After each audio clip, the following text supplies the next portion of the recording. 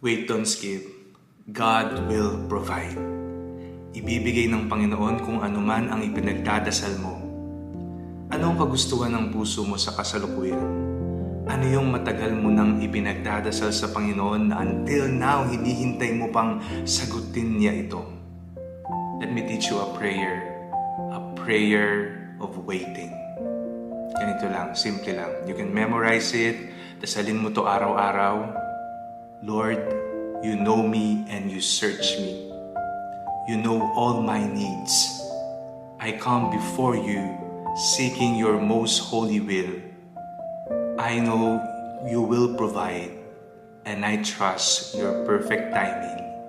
In Jesus' name, Amen. May the Lord grant the desire of your heart. God bless you.